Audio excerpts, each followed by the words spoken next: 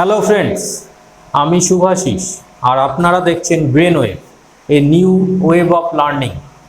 আজকে আমি data representation তো গত পর্বে ইন্ট্রোডাকশন দিয়েছিলাম। আজকে ডেটা রিপ্রেজেন্টেশন করে দেখাবো। বিভিন্ন নাম্বার সিস্টেম থেকে বিভিন্ন নাম্বার সিস্টেমে কনভার্সন এগুলো করব, যেমন বাইনারি টু ডেসিমেল বা decimal two binary, binary two octal বা হেক্সাডেসিমেল, এই ধরনের পদ্ধতিগুলো আমরা আজকে করে দেখাবো। তবে ভিডিও শুরু করার আগে সকলের কাছে একটি অনুরোধ, চ্যানেলটিতে যদি নতুন হয়ে থাকেন তাহলে চ্যানেলটিকে অবশ্যই সাবস্ক্রাইব করবেন আর ভিডিওগুলিকে ভালো লাগলে লাইক করবেন। আর যদি কোনো কমেন্টে কিছু জানতে চান তাহলে কমেন্ট বক্সে কমেন্ট করে আমাকে জানাবেন। চলুন ভিডিওটি শুরু করা যাক। প্রথমেই আপনাদের দেখাবো ডেসিমেল টু বাইনারি, কীভাবে ডেসিমেল সংখ্যা থেকে বাইনারি সংখ্যায় কনভার্সন করব।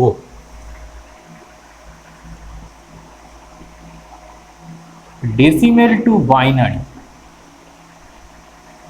আপনারা সকলেই জানেন যে ডেসিমেলের বেস হচ্ছে 10 এবং বাইনারির বেস হচ্ছে 2। অর্থাৎ ডেসিমেল টু বাইনারি যদি করতে হয় তাহলে 0 থেকে 9 পর্যন্ত সংখ্যা হচ্ছে ডেসিমেল সংখ্যা এবং বাইনারি সংখ্যা হচ্ছে 0 এবং 1। তাহলে একটি ডেসিমেল সংখ্যা আমরা ধরে নিই 27, এর বেস হচ্ছে 10। আমরা একে কিসে নিয়ে যাব? বাইনারিতে। অর্থাৎ 10 বেস থেকে 2 বেসে নিয়ে যাব, ডেসিমেল টু বাইনারি। দেখি কিভাবে করা যায়। 27 রিমাইন্ডার পোর্শনটা এখানে লিখছি। এখানে দেখুন 2 দিয়ে যদি এটিকে ভাগ করি তাহলে কি থাকে? এখানে পড়ে থাকছে 1, এখানে হলো 13। 13কে আবার 2 দিয়ে ভাগ করব, 6, পড়ে থাকছে 1,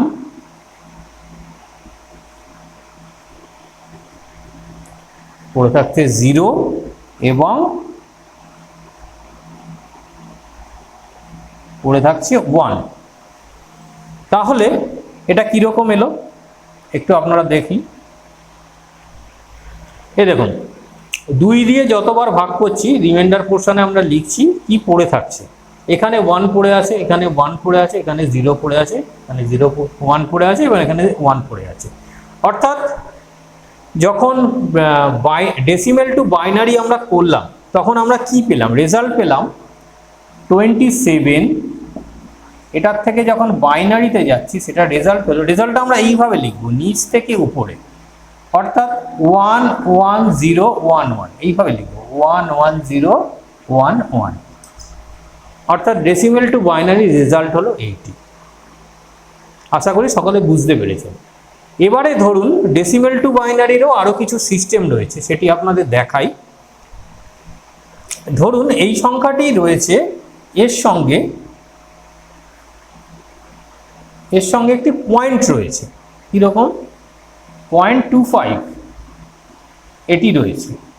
তাহলে এটিও যদি করতে হয়, এটা তো আমরা বাইনারি করলাম সহজভাবে, এটাকে কি করতে হবে? যে 0.25, তাহলে 0.25 যদি করতে হয় তাহলে আমাকে করতে হবে 0.25 ইন্টু 2।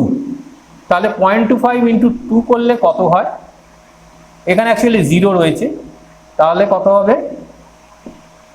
50 ইনিশিয়াল ভ্যালু এবং ফ্র্যাকশন ভ্যালু। এখানে যে 0.50 রয়েছে, এই 0.50কে আবার 2 দিয়ে গুণ করব, তাতে কত আসছে? 1.00। তাহলে এই যে পয়েন্টের পোর্শন 25, এটার জন্য রেজাল্ট কত পাচ্ছি? এটার জন্য রেজাল্ট পাচ্ছি 0 1। দেখুন এখানে যা থাকবে সেটাকে আমরা 2 দিয়ে গুণ করব এবং 2 দিয়ে গুণ করে ফ্র্যাকশন পার্টে যা আসবে সেটাকে আবার 2 দিয়ে গুণ করব। এইভাবে যতক্ষণ না এটা কমপ্লিট হবে ততক্ষণ করে যাব। তবে আপনাদের বলে রাখি, এটা 3 বারের বেশি করার প্রয়োজন নেই। যদি আপনারা 3 বারের বেশি এটা চলে আসে, ধরুন এখানে কন্টিনিউয়াস চলে আসছে ফ্র্যাকশন পার্ট, তাহলে এটিকে কি করবেন? তাহলে এটিকে আর করার দরকার নেই, 3 বার করে আপনারা এটিকে অ্যাপ্রক্স বলে একটা রেজাল্ট দিয়ে দিতে পারবেন। তাহলে এটির পুরো জিনিসটা আমরা দেখি কি হলো।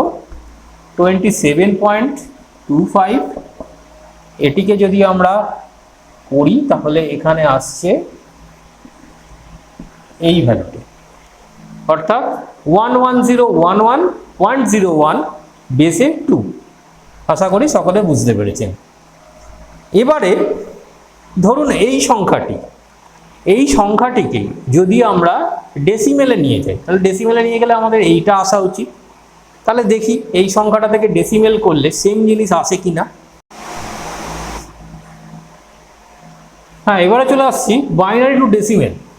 দেখুন, বাইনারিতে যে সংখ্যাটাকে কনভার্সনের মাধ্যমে নিয়ে এসেছিলাম সেই সংখ্যাটাই আবার এখানে লিখেছি। এখান থেকে আমরা চলে যাব কোথায়? ডেসিমেলে। তাহলে কি করে ডেসিমেল করতে হয় আমরা এখান থেকে শুরু করছি। দেখুন, এই যে 5টি সংখ্যা, এই 5টি সংখ্যাকে আমরা 2 এর পাওয়ার দিয়ে গুণ করব। অর্থাৎ দেখুন এখানে কিভাবে হয়। আচ্ছা, 2 এর পাওয়ার আমরা কিভাবে নেব আমি একটা লিখি। দেখুন, 1 × 2⁴। কেন 2⁴ লিখলাম? এখানে 5টি সংখ্যা আছে। 5টি সংখ্যা যদি থাকে তাহলে পাওয়ার শুরু করব, অর্থাৎ 2 এর পাওয়ার শুরু করব 4 থেকে। আর যদি 6টি সংখ্যা থাকে তাহলে 2 এর পাওয়ার শুরু করব 5 থেকে। অর্থাৎ যা থাকবে সংখ্যা তার থেকে 1 কম পাওয়ার দিয়ে এটা শুরু করব। তাহলে এই যে 1, এই 1 এর এগেইনস্টে লিখলাম 1 × 2⁴। পরবর্তী 1 × 2⁵ প্লাস 0, তাহলে 0 × 2⁴। পরের এই যে 1টা আছে তাহলে 1 × 2⁴ প্লাস 1 × 2⁵। তাহলে এই পোর্শনটা আপনারা বুঝতে পারলেন। এই যে 5টি সংখ্যা এটিকে এইভাবে আমরা 2 এর পাওয়ার দিয়ে গুণ করব।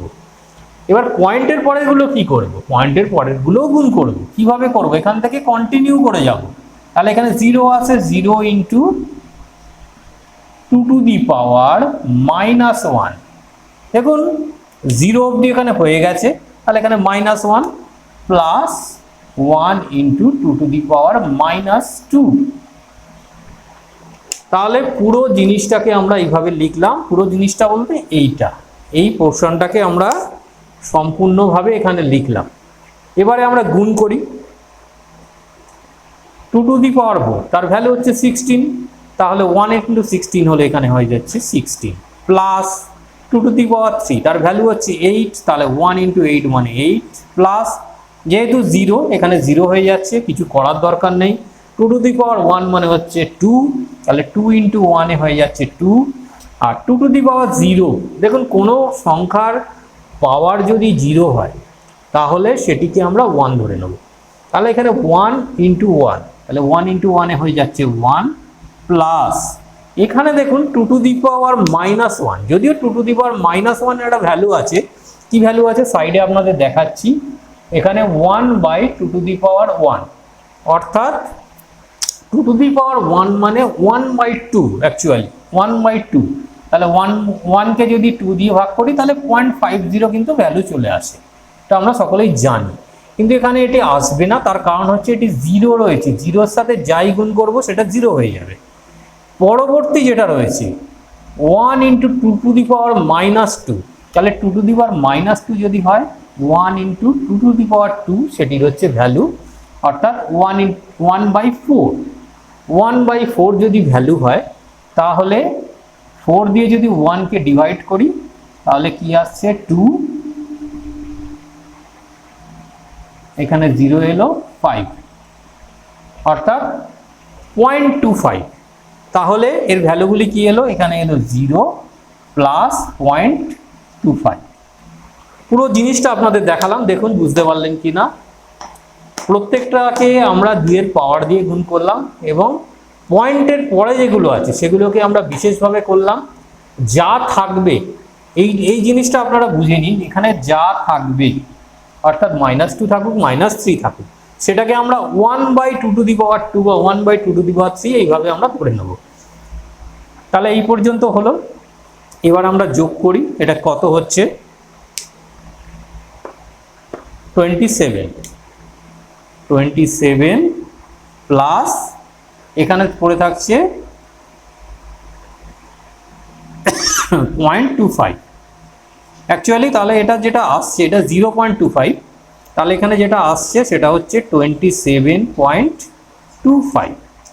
আমরা যে ভ্যালুটি পেয়েছিলাম সেই ভ্যালুটি আবার চলে এলো ডেসিমেলে, অর্থাৎ বাইনারি টু ডেসিমেল করলেও যা হবে এবং ডেসিমেল টু বাইনারি করলেও ওই সেম ভ্যালুতে আবার ফেরত চলে আসবে।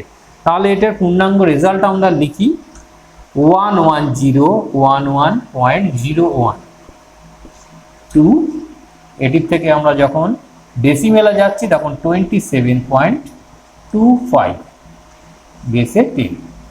এই হচ্ছে এটি রেজাল্ট। আশা করি ভিডিওটি সকলের ভালো লেগেছে। আজকে আমরা এই দুটোই দেখালাম, ডেসিমেল টু বাইনারি এবং বাইনারি টু ডেসিমেল। পরবর্তী পর্বে binary two octal, binary two হেক্সা, হেক্সা two octal, octal two hexadecimal সমস্ত পদ্ধতিগুলো ধীরে ধীরে দেখাবো। তাই চ্যানেলটিকে অবশ্যই আপনারা লাইক করবেন, শেয়ার করবেন এবং ভিডিওটি ভালো লাগলে কমেন্ট বক্সে জানাবেন যে কী ধরনের কন্টেন্ট আপনাদের ভালো লাগছে বা কী ধরনের কন্টেন্টের উপর ভিডিও আপনারা পেতে চান। আজকের মতো এই পর্ব এখানেই শেষ করছি। দেখা হচ্ছে পরবর্তী কোনো পর্বে এরই পরবর্তী অংশ নিয়ে। আজকের মতো আপনাদেরকে সকলকে শুভরাত্রি জানিয়ে আজকের মতো বিদায়।